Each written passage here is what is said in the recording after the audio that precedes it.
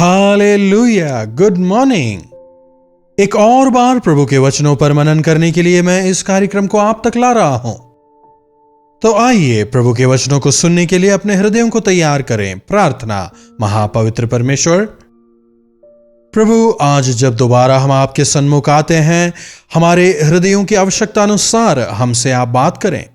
आपके वचन रूपी आईने में अपने आप को जांचने में हमारी मदद करें। यीशु के नाम से प्रार्थना मांगते हैं, आमीन। प्रभु की महिमा हो। कैसे हैं आप लोग? मेरे पूछने का मतलब, क्या आप शारीरिक तौर पर भले चंगे हैं और आत्मिक अवस्था में कैसे हैं? क्या मन में शांति है? कई लोगों के पास पैसों की कमी नहीं होती, लेकिन मन में शांति भी नहीं होती। ऐसे लोगों की कमी नहीं जिनके पास सब कुछ है, लेकिन फिर भी वे शांति समाधान को खोजते रहते हैं।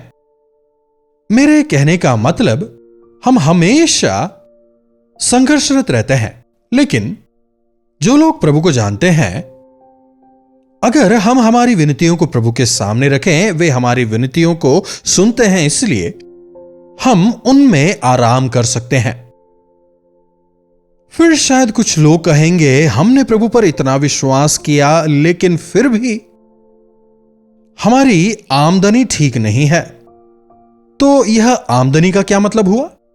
पैसा पैसा पैसा, इसे कमाने के लिए ही कई मनुष्य जीते हैं। उनका लक्ष्य ही पैसा कमाना है। उनका ध्यान हमेशा पैसों पर होता है, उसी के पीछे दौड़ते हैं। आज मनुष्य कितना ही कमा ले, कभी भी बहुत नहीं होता। कितना ही पैसा आ जाए, तृप्त नहीं हो पाते। लेकिन प्रेरित पौलुस कहता है, मैं मसीह को हासिल करना चाहता हूं, मतलब मैं मसीह को और अधिक जानना चाहता हूं। कोई भी कभी भी यह नहीं कह सकता कि उसने मसीह को पूरी तरह जान लिया है, क्योंकि वे अथाह ज्ञान के सागर हैं। वे महामहिम हैं, सर्वज्ञानी हैं। उनके विषय हम कितना ही जान लें, फिर भी वो कभी भी पूरा नहीं होगा।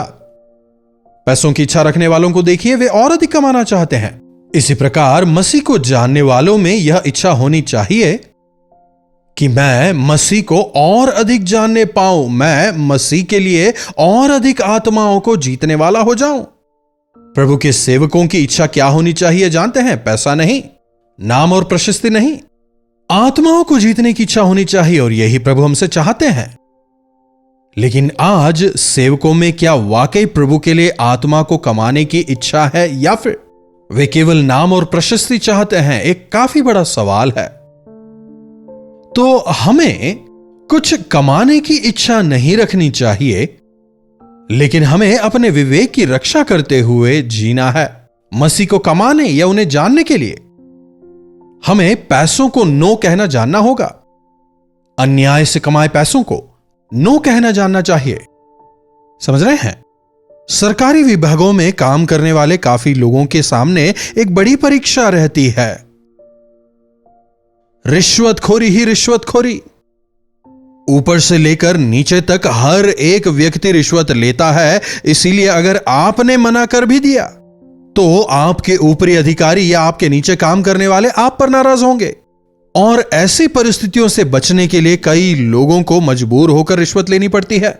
रिश्वतखोर का घर बसने नहीं पाएगा, वचन बताता है। रिश्वतखोरी से कमाया गया जो पैसा है, जबान के लिए भले ही वो मीठा हो, लेकिन पेट के लिए वो मिट्टी है, वचन बताता है। मेरे पिता जो थे, वो इरिगेशन डिपार्टमेंट में एक डिप्टी इंजीनियर थे। तो उनके इस ओहदे की वजह से बहुत पैसे वगैरह मिलते थे। दूसरों को जो मिलना चाहिए वो उन्हें ना देकर किसी उक्त व्यक्ति को ही वो उसका लाभ मिले, इसके लिए मेरे पिता को काफी सारा पैसा व अन्य चीजें देने के लिए वे हमेशा तैयार रहते थे। मुझे याद है, घर में कभी भी किसी भी चीज की कमी नहीं थी। हर सीजन में विभिन्न प्रकार के फल हुआ करते थे। विभिन्न लोग आकर, किसान वगैरह आकर विभिन्न प्रकार के फलों को दिया करते थे। नौकर चाकरों की कमी नहीं थी। शानदार बंगला, गाड़ियों की कोई कमी नहीं। ऊपरी आमदनी तनख्वाह से कहीं ज्यादा हुआ करती थी। लेकिन जानते हैं, शांति नहीं थी। हम जितने भाई बहन थे, स्वस्थ नहीं रहते थे। हमेशा कोई ना कोई बीमार रहता था, हॉस्पिटल, दवाई, हमेशा दौड़ा भागी। ना केवल बच्चों की स्थिति ऐसी थी बल्कि मां बाप के बीच में भी हमेशा लड़ाई झगड़ा चिल्लाना, ऐसा ही माहौल था। शराब में, जुए में वे अपनी सारी आमदनी को खर्च कर दिया करते थे। लेकिन जब उन्होंने मसीह यीशु के दर्शन को पाया, उद्धार पाने के बाद उन्होंने पापों को माना और उन तमाम किसानों के पास जाकर, कॉन्ट्रैक्टर्स के पास जाकर, जितना मैंने तुमसे लिया शायद मैं पूरा तुम्हें ना दे पाऊं, लेकिन फिर भी जितना मुझसे हो सकता है मैं तुम्हें दोबारा दे रहा हूं। आज से मुझे रिश्वत मत देना, क्योंकि मैंने प्रभु यीशु मसीह को स्वीकार कर लिया है, गवाही देते हैं। और फिर केवल अपने तनख्वाह से 8 बच्चों की परवरिश की, सरकारी गाड़ियों का इस्तेमाल अपने व्यक्तिगत इस्तेमाल के लिए करना उन्होंने बंद किया। कुछ समय के लिए बहुत कठिन था। मुझे काफी गुस्सा आया। क्या है यह? इतने दिन तो पिताजी ने काफी अच्छी तरह ध्यान रखा, अब देखिए इस तरह से कर रहे हैं, चल के जाना पड़ रहा है। जब मैंने पिता से शिकायत की, पिता ने कहा यह सब कुछ प्रभु के लिए है, थोड़ा सा सहन कर लो। तब मुझे समझ नहीं आया, लेकिन उद्धार पाने के बाद मैंने यह देखा, थोड़े दिनों में ही प्रभु ने हमें दोबारा कई सारी चीजों को दिया। उतना ही नहीं, अपनी शांति हमें दी। एक वचन को देखिएगा, नीति वचन की पुस्तक उसका 16वां अध्याय 8वीं आयत से पढ़ना चाहूंगा। अन्याय के बड़े लाभ से न्याय से थोड़ा ही प्राप्त करना उत्तम है। अन्याय करके ज्यादा कमाने से बढ़कर न्याय से थोड़ा ही कमाना उत्तम है। न्यायोचित तरीके से हम जो कुछ भी कमाते हैं, भले ही वो कम है, वो ही श्रेष्ठ है। वह हमारे लिए आशीष का कारण होता है, क्योंकि प्रभु उसे आशीषित करते हैं। और फिर अन्याय से कमाए गए पैसे, होने दीजिए जमीन हो, अन्याय से मतलब दूसरों को धोखा देकर, या फिर लोगों को रिझाकर, या फिर उन्हें डराकर। आज देखिए कई लोग ब्याज पर पैसे चढ़ाते हैं। जो लोग स्वर्ग में प्रभु के साथ रहना चाहते हैं, वे लोग अपने पैसों को ब्याज पर नहीं चढ़ाएंगे।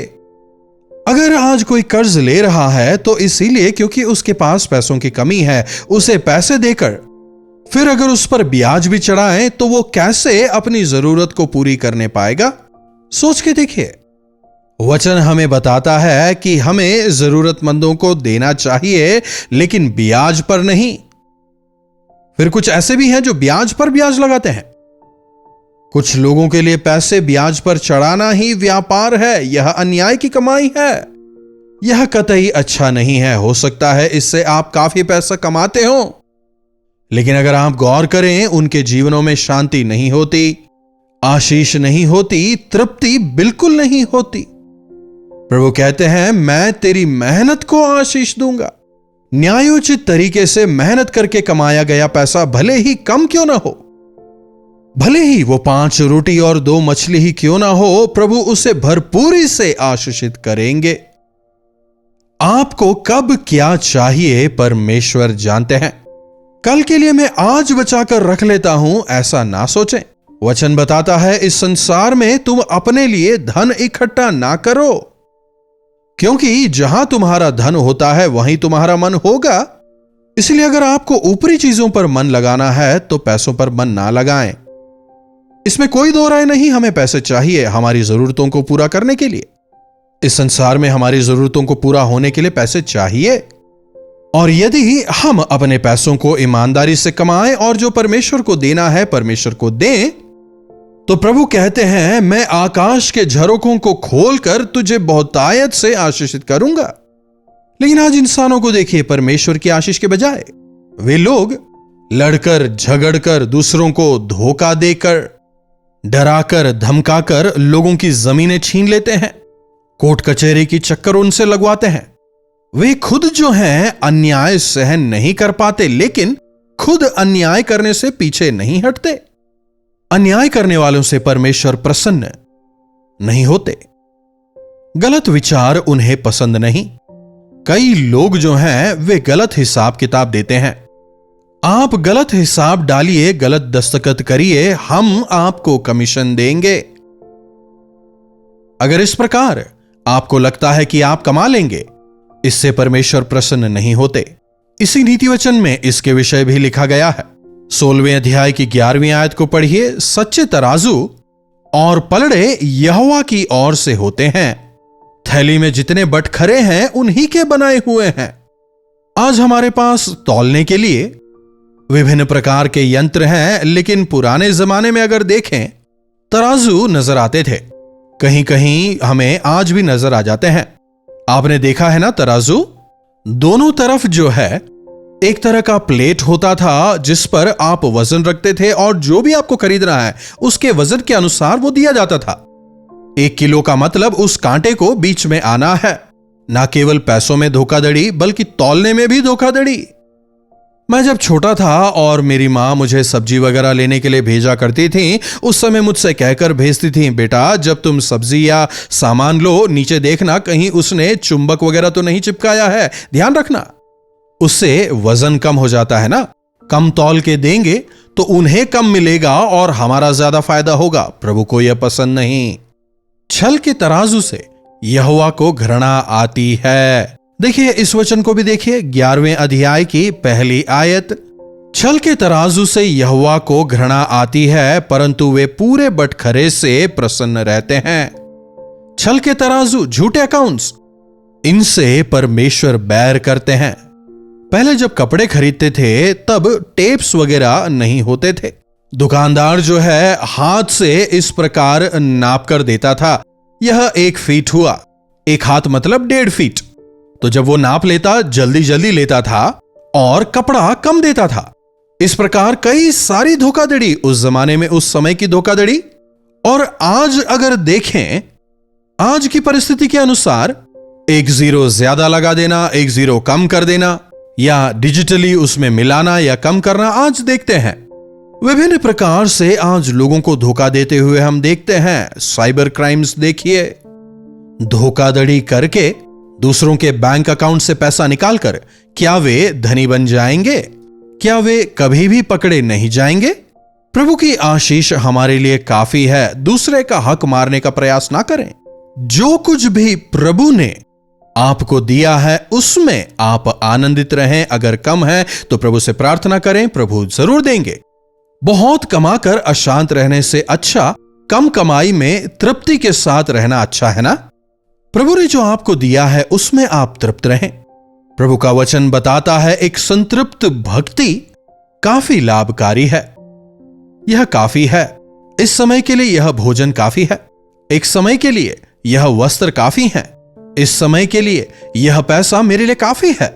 ऐसे जब हम तृप्त रहेंगे, हम स्वस्थ रहेंगे, आनंदित रहेंगे और जीवन में वृद्धि करेंगे। अगर आपको कुछ चाहिए तो प्रभु से मांगें। बाइबल बार बार कहता है, धोखा ना दें, चोरी ना करें, झूठ बोलकर पैसा कमाने का प्रयास बिल्कुल ना करें। अगर आपको कुछ चाहिए तो मांगें। आपके स्वर्गीय पिता भली वस्तुओं को आपको जरूर देंगे। अगर आपको पैसों की कमी है तो प्रार्थना करें। अगर जमीन खरीदने के लिए आपके पास पैसे नहीं है तो प्रभु के सामने रखें। सही समय पर प्रभु आपको जरूर देंगे। विश्वास करें या ना करें, बीते 53 सालों से जब मैं इस छोटी सेवकाई को कर रहा हूं, आज तक ना मैंने किसी से कर्ज मांगा है, ना ही किसी से मांग कर खाते हुए सेवा की है। आज तक कभी भी किसी का भी बकाया नहीं रखा है, ना ही कभी किसी से जोर जबरदस्ती ही की है, और ना ही कभी किसी को कोई गलत सपने वगैरह दिखाने का प्रयास किया। लेकिन अद्भुत तरीके से परमेश्वर ने आज तक इस सेवकाई की हर एक जरूरतों को प्रभु ने पूरा किया है। भले ही आज हमारे पास बड़े बड़े बिल्डिंग नहीं है, मैंने अपना घर भले ही ना बनाया हो, लेकिन हर एक जरूरतों को प्रभु पूरा करते चले आए हैं। समय पर प्रभु ने जरूरतों को पूरा किया और इसीलिए मैं प्रभु में आनंद करता हूं। जो प्रभु ने दिया उसमें मैं आनंदित हूं कहने वाला धन्य है। प्रभु हमें नीचा करने वाले नहीं, वे हमें ऊंचा करते हैं, आशीष देते हैं और हमारी हर एक जरूरत को पूरा करते हैं। प्रार्थना। महापवित्र पिता परमेश्वर, प्रभु एक बार फिर से अपने वचन की गहराइयों से आपने हमें सिखाया इसके लिए हम आपके शुक्रगुजार हैं। प्रभु, छल के तराजू से आप नफरत करते हैं, धोखेबाजों से आप प्रसन्न नहीं होते। प्रभु, जिंदगी के इस सफर में हमारी मदद करें कि हम कभी भी किसी को भी धोखा देने वाले बिल्कुल ना हो, कभी भी किसी से भी डराकर धमकाकर, उन्हें बहलाकर फुसलाकर उनका हक मारने वाले हम बिल्कुल ना हो, बल्कि ईमानदारी से जो आपने दिया उसमें आनंदित करते हुए तृप्त होकर जीने का अनुग्रह दें। यीशु के नाम से प्रार्थना मांगते हैं, आमीन। अब हमारे पिता परमेश्वर का प्रेम, प्रभु यीशु मसीह का अनुग्रह, पवित्र आत्मा की संगति और सहभागिता हम में से प्रत्येक के साथ आज, कल और सदा सर्वदा बनी रहे, आमीन। प्रभु परमेश्वर की महिमा हो। अपने प्रार्थना विषयों को आप हमें 9884907779 पर व्हाट्सएप, वॉइस मैसेज या फिर टेक्स्ट के जरिए भेज सकते हैं। हम अवश्य आपसे सुनना चाहेंगे और आपके लिए जरूर प्रार्थना करेंगे। प्रभु अवश्य आपके जीवनों में चमत्कार करेंगे। यदि आपने अब तक चैनल को सब्सक्राइब नहीं किया है तो आप चैनल को सब्सक्राइब करें, साथ ही साथ आप इसे लाइक और शेयर भी करिएगा। इन्हीं वचनों के साथ आज मैं आपसे विदा लेना चाहूंगा। दोबारा मिलने तक प्रभु का अनुग्रह हम सबों पर निरंतर बना रहे। कल्वरी दर्शन, ये है प्रेम के दर्शन, यीशु प्रेम के दर्शन। कल्वरी दर्शन,